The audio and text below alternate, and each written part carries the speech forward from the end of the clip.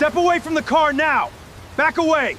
This is my car. Hands where I can see them! My registration is inside. Don't move! Then how do I show you? Stay out of this! Active registration confirmed. You have your answer. The archive still flags. That is an old clerical error. Let my officer speak. I restored the car. Call the number on page 2. Move back! My name is on the second page. Read the page. Keep your hands still. My hands are still. You knew the record was flagged. Because the shop corrected it. Yesterday morning. On what legal basis? Don't record. Hands behind your back! Stop resisting! I am not resisting! You already verified. The car is being impounded. Answer the phone. Tell her I'm safe. His hands never moved. Who authorized this? Suspected stolen vehicle. The record's conflicted. Chief, the record cleared. When? 20 minutes ago. Preserve the cameras. Record the time first. No! Major, You know him? he brought my entire unit home. He was military? Remove those cuffs? Not yet. What do you need? Dispatch audio. Read the second page. You have "Step away from the car," the officer shouted as Marcus Hale stood beside the restored coupe his late father had rebuilt by hand. The registration was in his pocket. The title carried his signature. So why did the patrolman insist a man dressed like him could never own a car like that? Why did the sergeant ignore the documents, the witness, and the name on the plate? Marcus said almost nothing as the cuffs closed, because one promise mattered more than his pride. But when the police chief entered the station, stopped cold, and raised a trembling salute, every person in the room realized they had arrested the one man they should have recognized. Stay until the final door opens.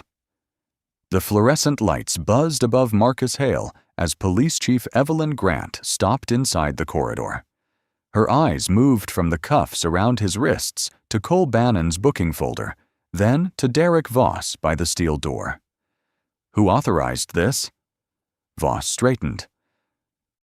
"Chief, suspected stolen vehicle, disputed ownership." Grant raised one hand. She crossed the gray tile, stopped in front of Marcus, and lifted her right hand to her cap. The salute was exact. Her fingers trembled. Bannon stared. "Chief?" Marcus did not return it. "At ease, Evelyn," he said. Grant lowered her hand. "Major Hale." Voss looked from Grant to Marcus as though the corridor had tilted. "You know him?" Bannon asked. 17 years ago, he brought my unit home." Grant reached for the cuffs. Marcus stepped back. "Not yet." "Preserve every recording," he said. "Dispatch audio, body cameras, hallway footage, tow authorization. Log the time before these come off. Marcus, we can fix this now. You can document it now. Fixing it comes after." Grant turned toward Voss. "Nobody touches a file. Nobody disconnects a camera." From the property room came the faint chirp of Marcus's sealed phone. Once, twice, then silence. He knew who was calling. 4 hours earlier, that phone had lain face up on the passenger seat of a deep blue coupe while rain threaded down the windshield. Marcus parked outside Ruiz Restoration at 12:03 p.m. Warm air carrying machine oil and varnish rolled beneath the rising garage door. Elena Ruiz stepped out, wiping her hands on a red towel. "You're early." "You said noon." "I said around noon." "It's 12:03, she smiled. "Still counting minutes like they owe you money." Inside, the coupe waited beneath white work lamps. Marcus walked around it once before touching the door. Elena held out the keys. An old brass key hung beside the new one, its paper tag browned at the edges. In Isaac Hale's handwriting were 2 words: "For Marcus." "He kept it on the peg until the end," Elena said. Marcus closed his fingers around the cold brass. On the passenger seat sat a clear folder containing the title, insurance papers, restoration photographs, and a sealed envelope addressed in his father's uneven block letters. Marcus put the envelope in the glove box. "You could read it here."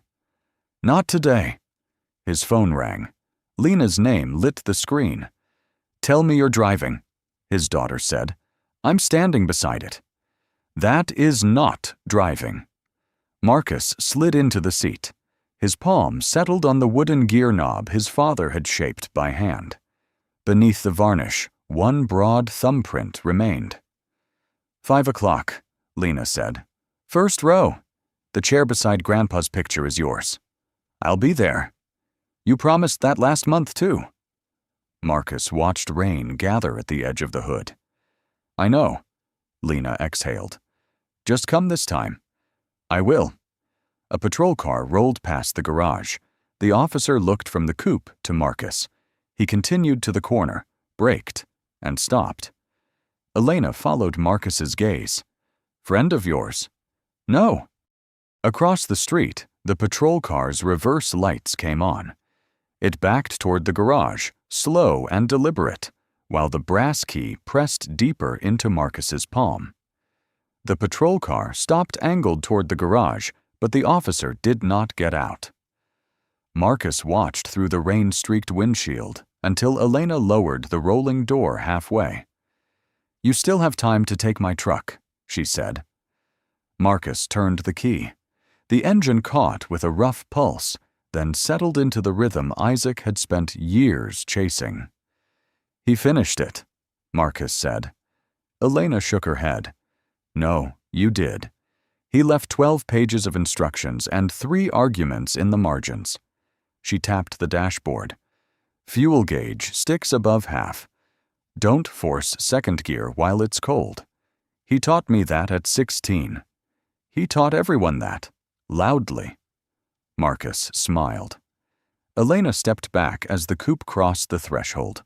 The patrol car remained at the corner. Did anyone ask about the plate?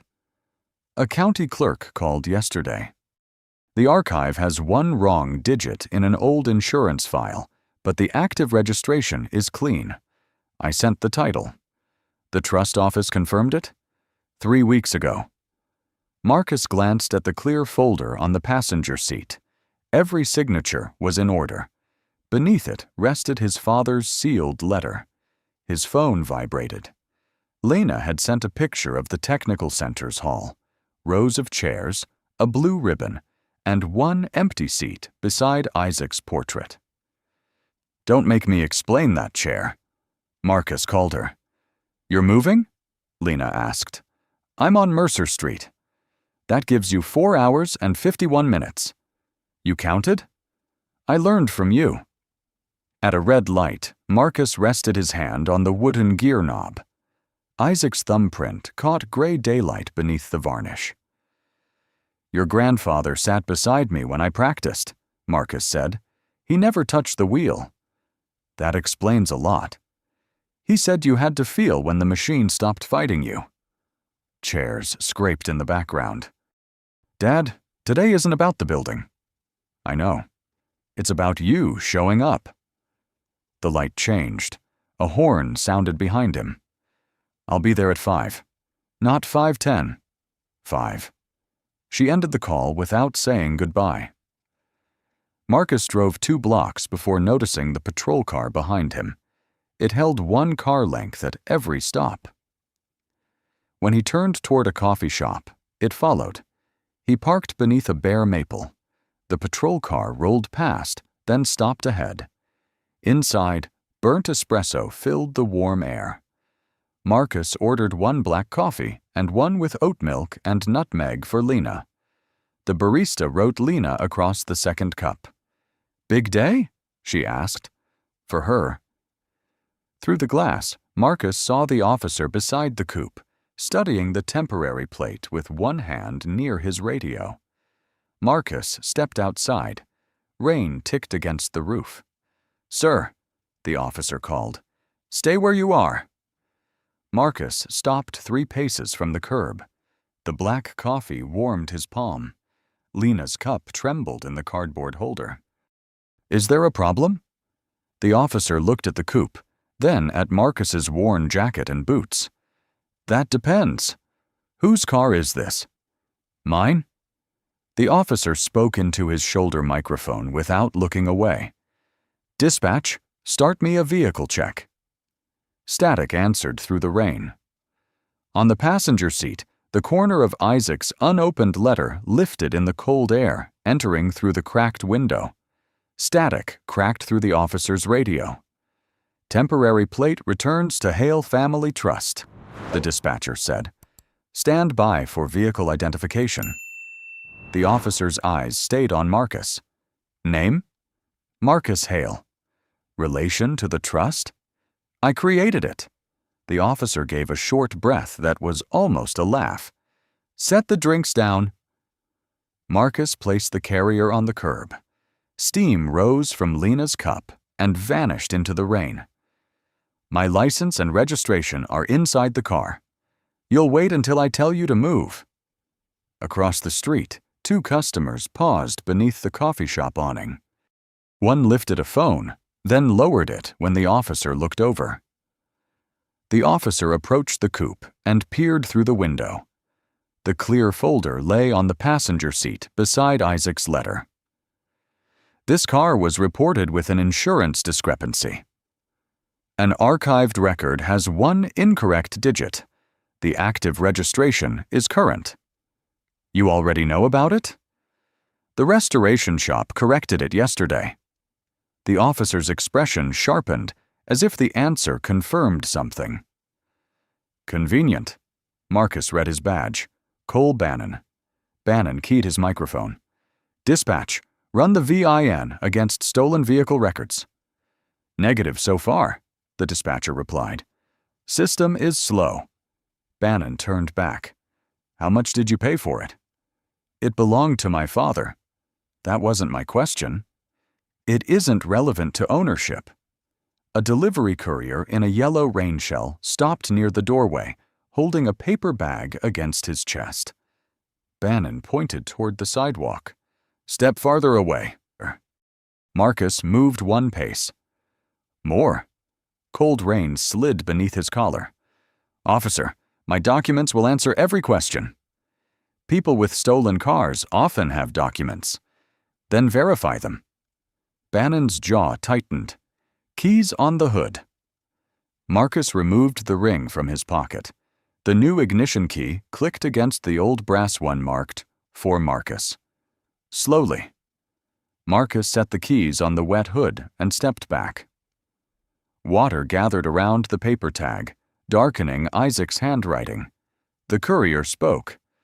Officer, I saw him come out of the restoration shop. I didn't ask you. He wasn't running or keep moving. The young man retreated under the awning, but did not leave. Bannon opened the driver's door and took the folder from the passenger seat. He flipped past the title without reading the second page. Hale Family Trust, he said. Not Marcus Hale. My name appears as trustee and beneficial owner. Where? Second page. Bannon looked at the first page again, then folded the folder closed. Marcus's phone rang inside the coupe. Lena's name glowed across the screen. May I answer that? No. She is expecting me at 5. She'll wait. The ringing stopped. A message appeared. Are you still coming? Bannon reached for his radio. Dispatch, send a supervisor. Possible stolen vehicle. Owner unable to establish possession. Marcus looked at the untouched second page in Bannon's hand. You haven't checked it. I've checked enough. A gust struck the curb. The cup marked Lena tipped over and spilled pale coffee through a crack in the asphalt. No one beneath the awning said a word. Then the radio answered. Supervisor en route. Supervisor en route, the radio repeated. Cole Bannon tucked Marcus's folder beneath his arm and pointed toward the brick wall. Stand there, hands visible. Marcus obeyed. Rain tapped the awning like a clock. Behind the glass, the barista watched the coffee vanish into the gutter. You said the registration is current, Bannon said. It is. Then explain the mismatch. An archived insurer entered 1 digit incorrectly. You expect me to accept that? I expect you to read the second page. Bannon opened the folder. Instead of turning the sheet, he held Marcus's license beside his face. North Bell Avenue. My residence? The trust is downtown. My office. The courier raised his phone. Bannon noticed. "Put that away." "I'm on a public sidewalk," the young man replied. "What's your name?" "Jonah Reed." "Leave before you become part of this." Jonah lowered the phone to chest height. The red recording light stayed on. A dark sedan stopped behind the patrol car. Elena Ruiz stepped out, her red shop towel still tucked into her belt. "That coupe left my garage 20 minutes ago," she called. "He owns it." Bannon moved between her and Marcus. "Stay back." "I restored it. I have invoices, photographs, and the transfer." "He could have taken those with the car." Elena stared at him. "From me?" "Don't interfere." Her fingers twisted the towel. Marcus met her eyes. "Bring the restoration log." She lifted a thick black binder from the sedan. Bannon flipped through photographs of the coupe reduced to a bare frame, then rebuilt piece by piece. He stopped at one showing Isaac Hale beside a younger Marcus, both holding the same brass key now lying on the hood. "That proves repairs," Bannon said. "The notarized transfer is behind the blue tab," Elena replied. He closed the binder without touching it. Marcus's phone rang inside the coupe. Lena again. Her name glowed beside the unopened letter. "May I answer now?" "No. She has no part in this." "Then she can wait." The call ended. A message replaced it. "Dad, please tell me you're coming." Bannon took the phone from the seat and placed it on the patrol car. "I offered you the digital registration," Marcus said. "You offered me a screen you control." Jonah stepped closer. "He hasn't raised his voice once." Bannon turned. "Last warning." The barista came outside. "I saw him arrive alone," she said. "He bought 2 drinks." "Go inside, ma'am." She looked at Marcus, then retreated and locked the door. A second patrol vehicle turned onto the street. Its tires pushed water over the curb. Sergeant Derek Voss stepped out, buttoning his raincoat. "What do we have?" Bannon answered first. "High-value vehicle, questionable plate, insurance mismatch, and a subject claiming ownership through a trust. Stolen return? System is delayed. Altered VIN? Not visible." Elena held out the binder. "Everything you need is here." Voss did not take it. He looked only at Bannon. "Walk me through it from the beginning." Marcus glanced at his silver watch. 12:41 p.m. The minute hand moved while Lena's unanswered message shone through the rain. The supervisor had arrived, but he had already chosen whose story to hear first. "Walk me through it," Sergeant Voss said. Bannon spoke without mentioning the second page, transfer, or Elena's binder. He called Marcus evasive and the ownership unverified. Marcus listened beneath the awning while rain cooled his collar. Voss faced him. "You understand why this appears suspicious?" "I understand what Officer Bannon chose to tell you."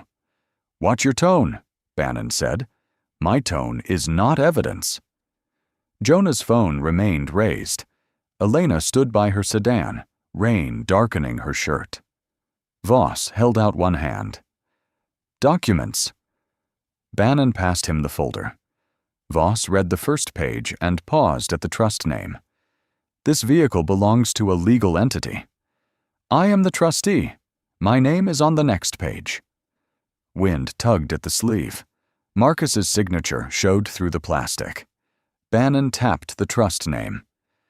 "Could have been taken with the car." Elena stepped forward. "Call the attorney below, or my shop. I signed the release this morning." Voss raised his palm. "Stop interrupting. I'm the witness you refuse to hear." "Back behind the sedan." She stayed until Marcus nodded. The file trembled in Voss's hand, his thumb above Marcus's printed name. "Open the blue tab," Marcus said. "You'll find the transfer, invoices, and restoration photographs." Voss looked at Bannon. Did you inspect the VIN? Door plate matches. Engine block? Not yet. Then inspect it. Bannon took the keys. The old brass key clicked against the new one. Please keep that tag dry, Marcus said. Bannon glanced at the faded words. For Marcus, then dropped the keys into his pocket. I recorded him handing you the papers, Jonah said. Voss turned. You're obstructing an investigation. I'm 10 feet away. Stand farther. Jonah moved back 1 step. The radio crackled. Unit 12, active registration confirmed to Hale Family Trust. Registered trustee, Marcus Elijah Hale. No stolen report. Only rain struck the coupe's roof. Bannon pressed his microphone. Confirm date of birth. The dispatcher read it. It matched Marcus's license. Elena exhaled. Are we finished? The insurance archive still flags, Bannon said. He knew about the error. Because the shop told me it was being corrected, Marcus replied. I wasn't speaking to you. You were speaking about me. Voss closed the folder. Until the archive clears, the vehicle remains in question. You have active registration, matching identification, a verified trustee, a mechanic, and a notarized transfer. We have conflicting records. No, you have one old mistake. Voss handed the folder back without reading the second page. Inside the coffee shop, the barista touched the lock but did not open the door. Elena lifted the binder. At least look at the photograph. Bannon pulled out the image of Isaac and Marcus beside the stripped frame, studied it, then pushed it back upside down. This proves he knew the car existed. Marcus's jaw tightened. His phone lit on the patrol car roof. Lena was calling again. Voss silenced the screen. Keep your hands where we can see them. The folder snapped open in the wind. The second page fluttered against Bannon's wrist, Marcus's name and signature exposed. Neither officer looked down. The second page slapped against Bannon's wrist. Marcus moved no farther than an inch. There. My name. Bannon folded it into the sleeve. Keep your hands still. Sergeant Voss took the folder, then turned toward his patrol car. Rain hissed across the hood. Cole, start from the plate check. You already heard him, Elena said. Voss ignored her. Bannon repeated the story, cutting every fact that weakened it. The active registration became inconclusive. Elena's transfer, unverified paperwork. Marcus's explanation became prior knowledge of a suspicious record. Marcus watched Voss nod. Call the trust administrator. We are not taking instructions from you. The number is on page 2. I said no. Jonah shifted beneath the awning. You could call it in 30 seconds. Voss pointed at him. Another word, and you leave.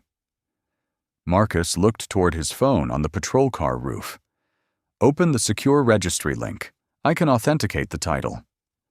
Bannon picked up the phone. Lena's name appeared before the screen dimmed. No device access, Voss said. You asked me to prove ownership. And now I'm telling you how this proceeds. How? We verify independently. The dispatcher broke through the radio. Unit 12, County Archive is loading. Delay unknown. Bannon shrugged. There it is. Elena stepped around her sedan. My office has the stamped copy. Stay where you are, Voss snapped. She stopped. The red towel at her belt dripped onto the pavement. Marcus kept his voice low. The active system already confirmed me. The archive has not. It contains a known clerical error. According to you. According to the shop that filed the correction. Voss opened to the second page. His eyes moved over Marcus Elijah Hale, trustee and beneficial owner. His thumb rested beside the embossed seal. He closed it. We're holding the vehicle. Elena stared. On what basis? Conflicting records. There are no conflicting current records. Voss turned to Bannon. Request a tow. The words flattened the street. Even the barista behind the glass stopped wiping the same table. Marcus checked his watch. 12:57 p.m. I have a commitment at 5. That is not our concern, Bannon said. The phone rang again. Lena. Voss lifted it from the roof. One call, Marcus said. Tell her I'll be late. You can call after processing. You have not stated a charge. You're being detained while we establish possession. The phone vibrated in Voss's hand. Please answer it. Just say I'm safe. Voss pressed the side button until the screen went black. Across the sidewalk, Jonah lowered his phone. His mouth opened, but no sound came. Bannon stepped behind Marcus. Hands behind your back. Elena moved forward. No, you verified him. Voss blocked her.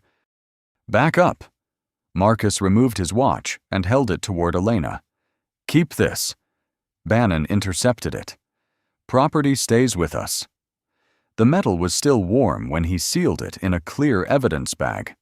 A diesel engine rumbled around the corner. Amber lights washed across the storefront as a tow truck approached.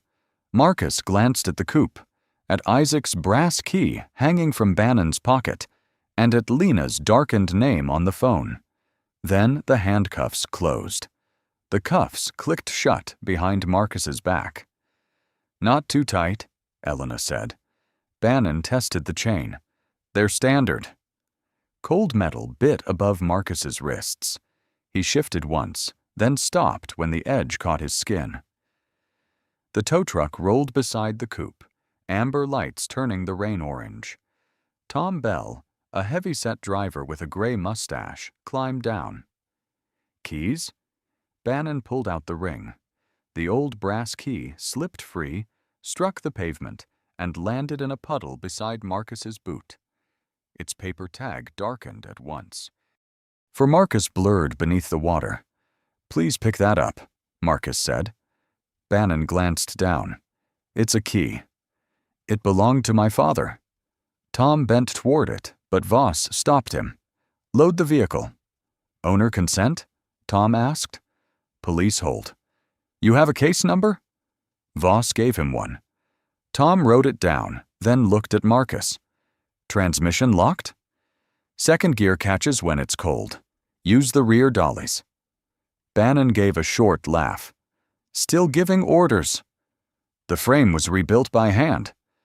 I heard you, Tom said. Jonah remained beneath the awning, phone raised. A woman behind him covered her mouth. A man in a business coat looked away. Elena stepped toward the puddle. Leave it, Bannon warned. That tag is dissolving. It's evidence now. Evidence of what? Voss moved between them. Return to your vehicle. She pointed at the folder. His title is there. You confirmed his name over the radio. Go back. Elena twisted the wet red towel around one hand. Marcus, I'm calling your attorney. She can call anyone she wants, Marcus said. He stopped at the rear door. You cannot order a witness not to make a call. Voss looked toward Jonah's camera. Cole, put him in. Bannon guided Marcus onto the vinyl seat. His knees touched the metal partition. Across the street, Tom attached padded hooks beneath the coupe. The winch engaged. Steel cable tightened with a rising whine, and the car rolled onto the tilted bed. Elena picked up the brass key while both officers were turned. She wiped it against her sleeve and closed her fist around it. Bannon saw her. Hand it over. No. It was with the vehicle. It was in the street. Give me the key. Elena looked past him to Marcus. He gave the smallest nod. Her fingers opened. Bannon took the key, now stripped of most of its label, and dropped it into a clear property pouch. Tom secured the last strap. Where am I taking it? Municipal impound, Voss said. Covered storage? Open lot.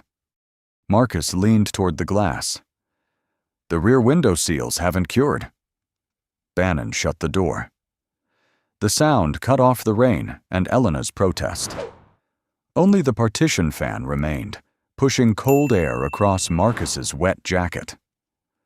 Jonah stepped closer and held his phone toward the window. He did not speak.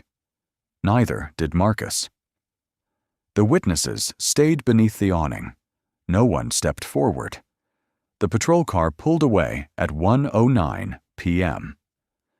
Marcus turned as far as the cuffs allowed.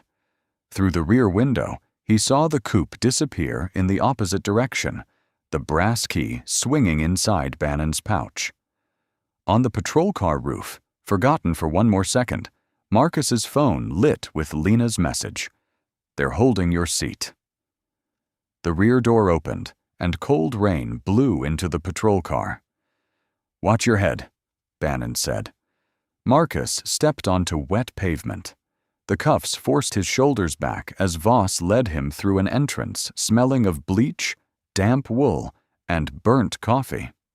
A clock above booking read 1:27 p.m. At the counter, a clerk slid over a property bag. Phone, wallet, belt, watch. "The watch is already sealed." Bannon dropped the smaller pouch beside it. Isaac's silver watch lay against the plastic, still ticking. Marcus handed over his wallet. "I'm entitled to a call." "After intake," Voss replied. "You said that outside." "And I'm saying it here." The clerk fastened the bag without meeting his eyes. Marcus's phone lit inside it. Lena's name flashed through the cloudy plastic, then vanished. "Please tell her I'm safe." Bannon pushed the bag beyond the glass. "She can wait?" At 2:04, Marcus sat beneath a vent in a narrow processing room. Cold air crossed his damp shirt. When he rubbed one wrist, his thumb found the pale band where his father's watch had rested for 11 years. A young desk officer entered with a form. "Occupation?" "Transportation." "Driver?" "Infrastructure."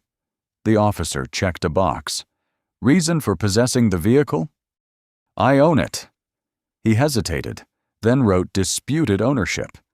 "Can I make the call now?" "I'll ask the sergeant." He left. The steel door closed with a rubber sigh. Across town, Lena stood behind a blue ribbon in the technical center's bright atrium. 5 minutes remained. Beside Isaac's framed photograph, Marcus's first-row chair was empty. Claire Donovan touched her elbow. "We can delay 10 minutes." "No, the donors have waited." "Have you reached him?" 7 calls. Lena turned his place card face down. He promised. A volunteer reached for the chair. "Leave it."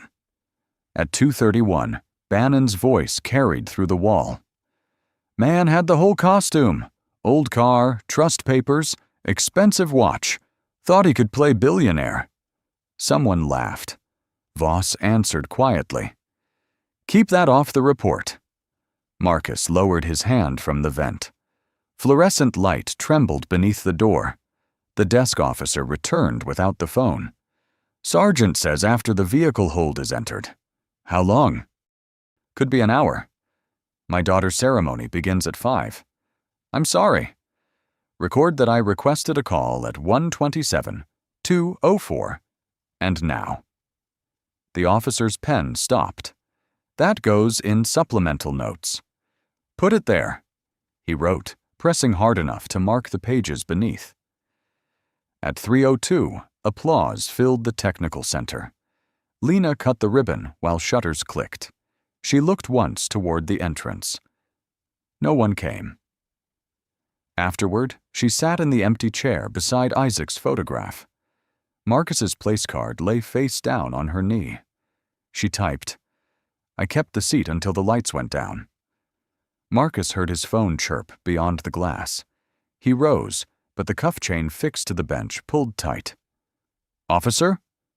No answer. He sat again. The metal was colder now. With his free thumb, he traced the pale line around his wrist until the skin turned pink.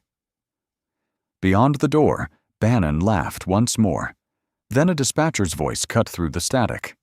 Unit 12, the ownership record has cleared. Unit 12, the ownership record has cleared. The words came through the wall, thin with static. Marcus stood as far as the chain allowed. Officer? Footsteps crossed the corridor. No one opened the door. At dispatch, Monica Ellis leaned toward her monitor. A green bar filled the screen. Verified owner, Marcus Elijah Hale. She checked the birth date, trust filing, and vehicle identification number. All three match, she said into her headset. No stolen report. No active hold. Bannon answered from booking. What about the insurance flag? Archived file only. Run it again, Voss said. Monica typed each character slowly. Keys clicked beneath the air conditioner's hum. The result returned green. The old insurer entered a 3, she said. The vehicle has an 8. Every current record shows 8. Voss stared at the screen. So it's clerical? Do not make conclusions. I'm reading the record. Across town, Jonah Reed sat in his delivery van with rain dripping from his sleeves. His manager had called 3 times. Jonah ignored him and replayed the footage. Marcus placed the keys on the hood. Elena offered the transfer. Dispatch confirmed the trustee. Bannon dismissed the second page. Jonah froze the frame where Lena's coffee tipped into the gutter. A message appeared. Return now or don't return tomorrow. Through the windshield, he saw the tow truck carrying the blue coupe toward impound. He pressed upload. No captions. No music. 27 uncut minutes. At Ruiz Restoration, Elena spread Isaac Hale's records across the workbench. The garage smelled of varnish and warm metal. Rain rattled the half-lowered door. Find the release video, she told her assistant. West Bay camera? Copy everything from 11:30 onward. She opened the restoration ledger. Isaac's handwriting filled the early pages. Marcus's signature appeared beneath that morning's final inspection. A photograph of father and son beside the stripped frame was taped inside the back cover. Her phone rang. Ms. Ruiz? Monica asked. Did your shop file a correction yesterday? Yes. 1 wrong digit in an archived insurance record. Confirmation number? Elena read it aloud. Monica entered the number. A receipt opened, time-stamped 9:14 a.m. the previous day. I have it. Then release him. I don't control booking. Who does? Monica looked toward Voss, speaking quietly with Bannon near the copier. Someone who has already seen what I'm seeing. At 3:19 p.m., Jonah's video passed 10,000 views. A local reporter requested the original file. At 3:22, Elena emailed the ledger, release video, title, and correction receipt to internal review and the city attorney. At 3:24, Monica printed the verified ownership page. The paper came out warm. She placed it on Voss's clipboard. Sign the release. Voss did not touch the pen.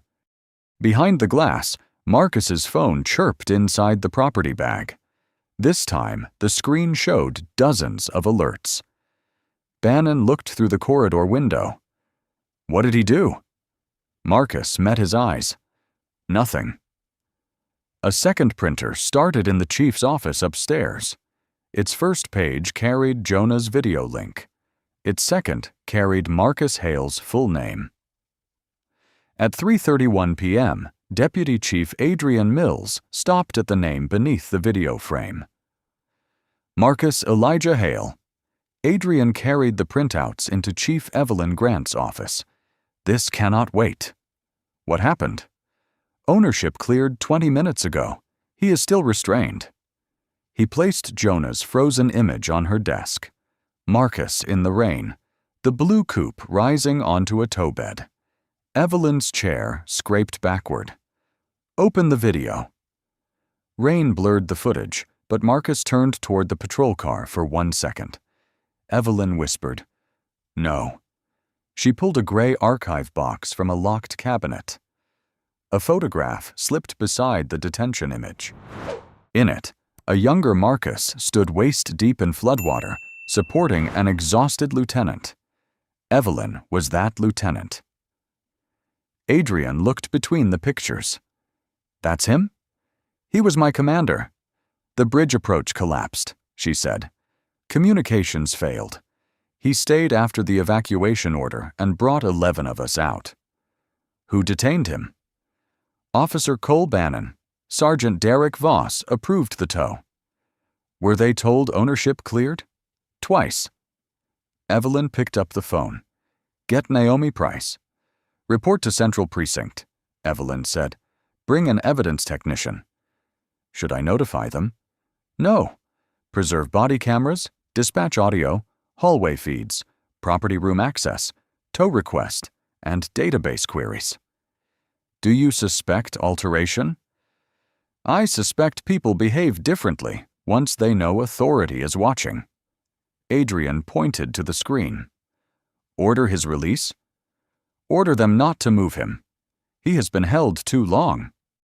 If the cuffs come off before the timestamps are fixed, they will call this a misunderstanding." Evelyn slid the old photograph into a rigid sleeve. Its lower corner was worn soft. "Who posted the video?" "Jonah Reed, delivery courier. Secure the original. Do not ask him to delete anything. The mechanic sent her files to the city attorney. Lock those, too." At 3:43, Monica received a preservation notice. She copied the verified owner screen to the protected server. At booking, the same notice appeared on Voss's monitor. "What is this?" Bannon asked. "Routine audit," Voss said too quickly. The hallway camera rotated with a soft mechanical click. Inside the holding room, Marcus heard hurried footsteps and the sudden absence of laughter. His sealed phone chirped beyond the glass. Voss opened the file. "Maybe we release him now." "And admit the stop was wrong?" Bannon asked. "We say the archive finished loading." "The video is everywhere." Voss glanced toward Marcus's door. "Nobody says anything until I speak to the chief." At 3:49, Evelyn took her coat. "You are going personally?" Adrian asked. "Yes." "Do they know what Hale became after service?" "No." "Should they?" Evelyn stopped at the elevator. "They should have treated him lawfully if he repaired engines for cash." 3 minutes later, her car turned into the precinct lot. She entered through the side door with the old photograph in one hand and the detention printout in the other. The desk officer rose. "Chief, we weren't told." "Where is Marcus Hale?" No one answered. Then Evelyn saw him through the corridor glass, still cuffed beneath the fluorescent lights. Evelyn Grant pushed through the corridor door. "Uncuff him!" Voss reached for the key. Marcus stepped back until the chain touched the bench. "Not yet." The fluorescent tubes buzzed. Rain darkened Evelyn's coat, and the corridor smelled of bleach, wet wool, and burned coffee. "Record the time," Marcus said. Naomi Price entered with an evidence technician. Naomi checked the clock. 3:53 p.m. Log that the chief ordered release. Log that Voss moved only after she arrived. Voss kept one hand on the key. This is unnecessary. So were the last 2 hours. Bannon stood near booking. "Chief, we had a disputed vehicle." "You had a verified owner," Evelyn said. "The archive showed one wrong digit in an expired record." "We followed procedure." Naomi opened her notebook. "Then it will be easy to document." Evelyn stopped before Marcus, straightened, lifted her hand to her cap, and saluted. Her fingers trembled. Voss stared. "What is she doing?" Evelyn lowered her hand. Major Marcus Hale commanded the flood evacuation unit that brought 11 people across the North River after the bridge approach failed 17 years ago. Bannon swallowed. "He was military?" National Guard, Marcus said. Formerly. Adrian placed an old photograph on the counter. Marcus stood waist-deep in floodwater, supporting a younger Evelyn. After his service, Evelyn said, Marcus founded Hale Transit Infrastructure. His company operates terminals and emergency supply routes across 6 states. Voss looked at Marcus's worn boots. Hale Transit? Privately held, Adrian said. Valued in the billions. My balance sheet did not make the title valid, Marcus said. No one answered. The car was mine when you thought I was a mechanic. It remained mine when you decided I was lying. Nothing changed except the person standing here. Naomi faced Voss. Where are the title papers? In the booking file. Unread? His jaw tightened. Marcus lifted his cuffed hands. Before these come off, preserve the body camera gaps, dispatch confirmations, refusal of my call, and tow order. Evelyn nodded. Do it. The technician copied the hallway recorder and sealed the drive. Bannon shifted toward the desk. Chief, may I explain privately? No. You made the decision publicly. Voss inserted the key. The first cuff opened with a metallic snap. Pins and needles shot through Marcus's hand. He did not rub the mark. The second cuff fell away. The property clerk brought the sealed bag. Marcus checked his wallet, phone, and watch. 9 missed calls from Lena glowed on the screen. He did not open them. He removed Isaac's silver watch. The metal was cold. He fastened it over the pale band on his wrist until the clasp clicked. Evelyn watched him. The city owes you an apology. My daughter was owed a father in the first row. Marcus opened the folder to page 2 and placed it on the counter. There is my name, he said. It was there at 12:41. Naomi photographed the page, cuffs, and property seal. A vehicle entered the lot. Adrian checked his phone. The impound supervisor is here. Marcus looked through the rain-streaked window. Then let's see what they did to my father's car. Rainwater ran from the impound supervisor's coat onto the precinct tile. The coupe is under a tarp, he said. The rear seal took water before we covered it. Naomi Price turned to Voss. Who chose open storage? I approved the standard lot. You were warned the seals were uncured, Marcus said. It's on the tow audio, Naomi replied. She led them into the evidence room, where 6 monitors cast blue light across metal shelves. Miriam Cole, the 45-year-old city attorney, arrived with reading glasses on a chain. No one discusses settlement, she said. First, we establish what happened. Naomi synchronized Jonah's video, the shop camera, dispatch audio, and both body cameras. At 12:36, Marcus held out the title. His recorded voice filled the room. The number is on the second page. On Bannon's camera, the image jumped. Sound vanished for 47 seconds. Why is the audio missing? Accidental activation, Bannon said. Naomi advanced the footage. Sound returned when Elena stepped back. At 12:41, the second page opened against Voss's wrist. The number is on the second page, Marcus said again. Voss stared at the monitor. I was managing the scene. You were holding the proof, Miriam replied. Dispatch continued. Registered trustee, Marcus Elijah Hale. No stolen report. Bannon's camera went silent again. Naomi marked the time. 2 interruptions, both during verification. I never altered footage. You disabled the microphone. Marcus stood by the door, his damp jacket over one arm. He watched himself ask to call Lena. On screen, Voss pressed the phone dark. Please answer it. Just say I'm safe. No one moved. Miriam removed her glasses. Was that denial entered? The desk officer checked his notes. His requests were. The refusal wasn't. Processing was incomplete, Voss said. Her ceremony was complete, Marcus answered. Naomi opened the complaint archive. 7 files carried Bannon's name. 4 involved drivers, whose papers were later confirmed. 3 had been closed by Voss without witness interviews. "This says the witness left," Naomi said. The desk officer checked dispatch. Witness remained 22 minutes. Voss pulled out a chair, but did not sit. Bannon pointed at the files. None resulted in discipline. "Because he reviewed them," Naomi said, indicating Voss. The recorder's fan filled the room. Naomi replayed the line. "The number is on the second page." Miriam closed her folder. "Place both officers on administrative leave. Preserve every complaint and contact the witnesses." Evelyn signed the order. Bannon removed his badge and set it on the steel table. It struck once, sharp and small. Voss covered his own badge. "Chief, after 23 years?" "After 23 years," Evelyn said. "You knew where the second page was."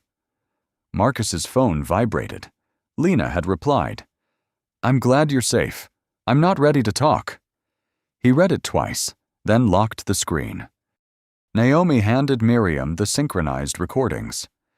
"The Public Review Board meets Monday," Miriam said. "This will be heard in the open." Marcus looked through the glass at Bannon's badge beneath the cold monitors. "Then don't edit a second of it," he said. At 9 a.m., camera shutters clicked as Marcus reached the witness table. Lena walked beside him with a black folder. She had not spoken. Cole Bannon sat without his badge. Derek Voss wore a gray suit, both hands over a blank legal pad. Every seat was filled. Dr. Renee Porter chaired the review board. "This proceeding concerns the detention of Marcus Hale, the seizure of his vehicle, and prior complaints. Officer Bannon?" Bannon leaned toward the microphone. "The stop resulted from conflicting records. I made a reasonable decision based on public safety." Renee touched the screen. At 12:38, dispatch confirmed active registration. The archive had not cleared. At 12:41, Mr. Hale told you his name appeared on page 2. I believed the papers might have been taken with the car.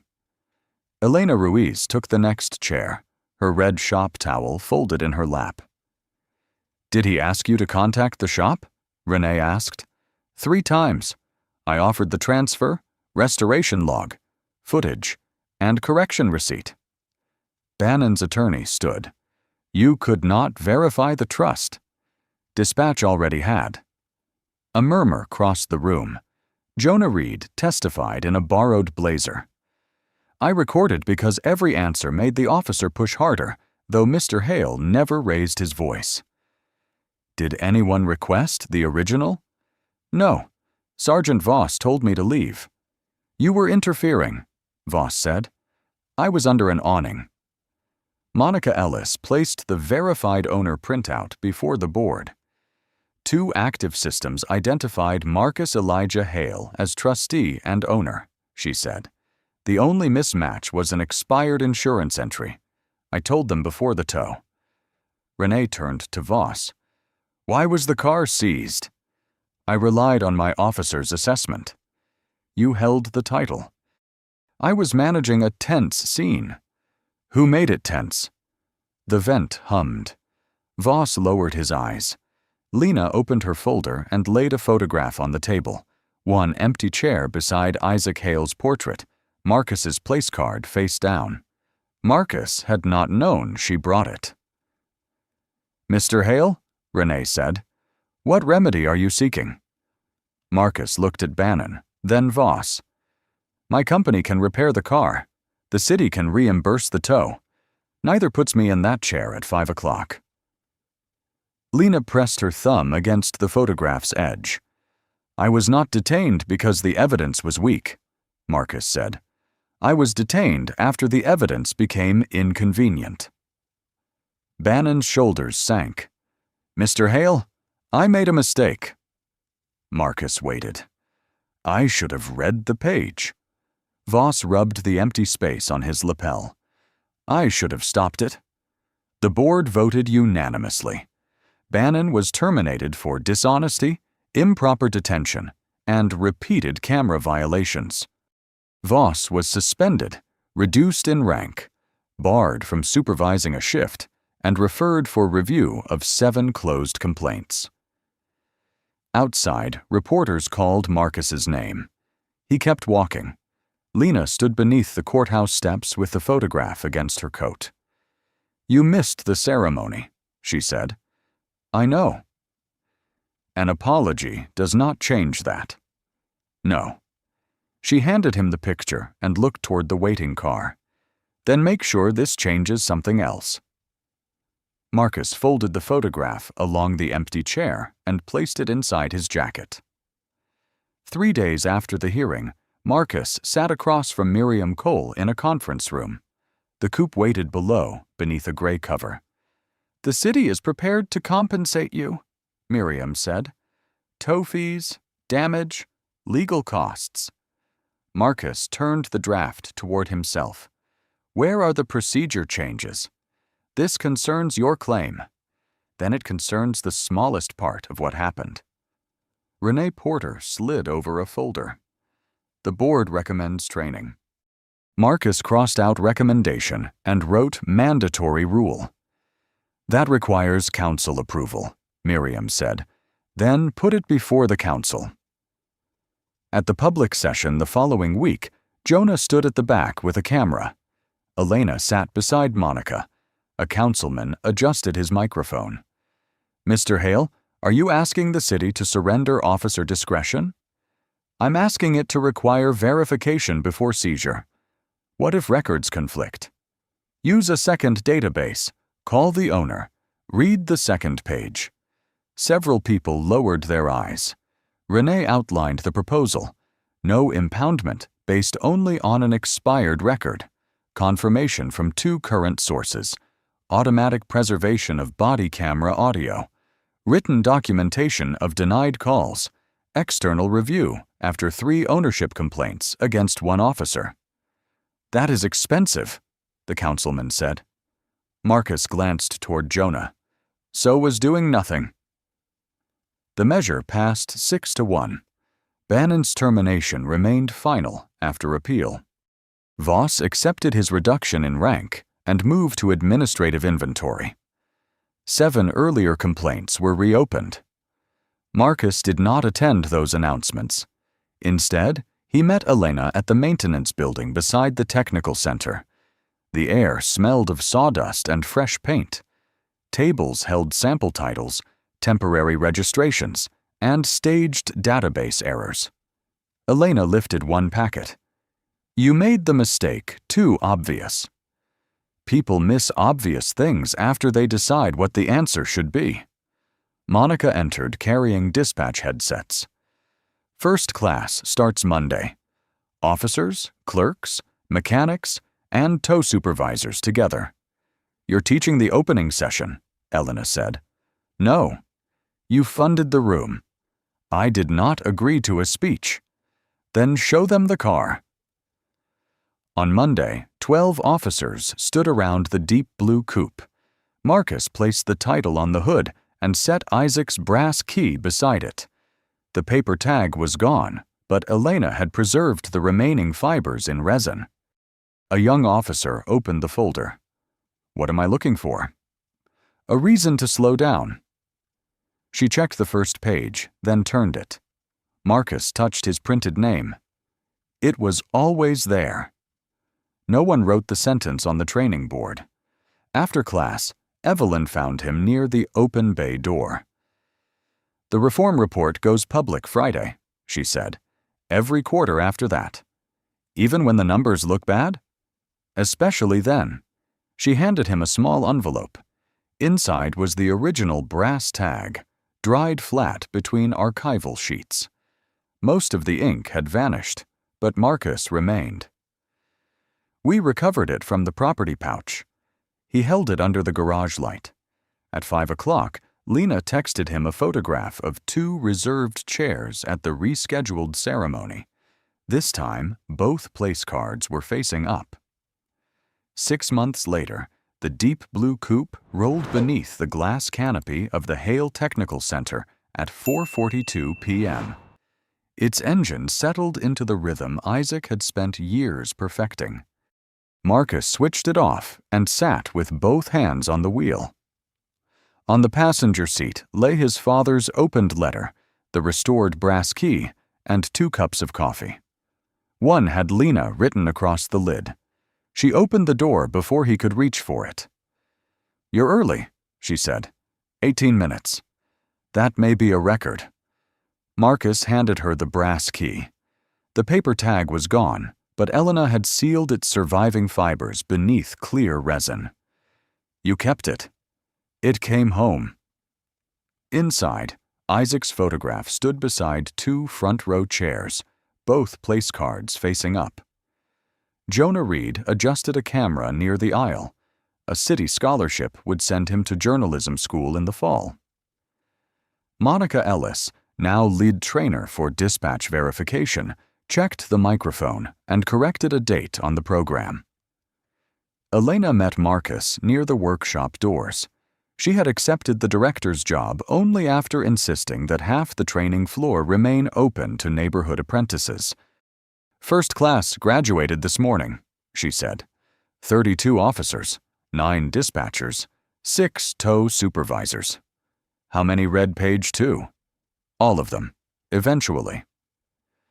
Across town, the quarterly accountability report went public at 5. It listed every disputed seizure, camera interruption, and complaint sent to independent review. No car could now be impounded on an expired database entry alone. A second current source, written supervisor approval, and an attempt to contact the registered owner were mandatory. Evelyn Grant arrived without an escort and sat at the end of the second row. Her department had passed 2 outside audits, though she refused to call either one a victory. Cole Bannon's appeal had failed. His termination remained final, and the certification board suspended his license pending retraining and review of earlier stops. Derek Voss completed his suspension and returned as an inventory clerk with no supervisory authority. He corrected the 7 reopened complaint files and met privately with 3 drivers who agreed to see him. 2 others declined. Marcus received those updates on 1 sheet. He folded it and put it away. Before the ribbon was cut, Renee Porter invited him to the microphone. Marcus looked at the crowd, then at Lena. "I lost an afternoon," he said. "Other people lost years." He stepped back. Renee did not ask him to say more. After the applause, Lena led him to the front row chairs. She placed Isaac's letter between them and opened it to the final paragraph. "Your car will never matter as much as the person it brings home." Marcus read the line again. Apprentices rolled tool cabinets across the floor. Headsets clicked in the training room. A young officer asked Monica how archived records were marked. Outside, rain began softly against the canopy. Lena handed Marcus the cup with his name on it. "You missed the first opening," she said. "I know. You made this one." He shook his head. "We did." At sunset, they drove the coupe out together. Lena held the brass key while city lights appeared across the wet road. Marcus rested one hand on the wooden gear knob, where Isaac's thumbprint still showed beneath the varnish. The empty chair was gone. Have you ever seen someone's dignity dismissed because of an assumption, a uniform, a job title, or the way they looked? Share what happened in the comments, especially if one careful witness or one ignored document changed the outcome. Send this story to someone who believes justice means more than an apology, and that quiet courage can force a system to become better. Subscribe for more stories about accountability, steady resilience, and ordinary people who refuse to let harmful decisions disappear into paperwork. And as you leave this story, remember Jonah's camera, Monica's second search, Elena's open binder, and the page no one wanted to read. Sometimes change begins when one person simply refuses to look away.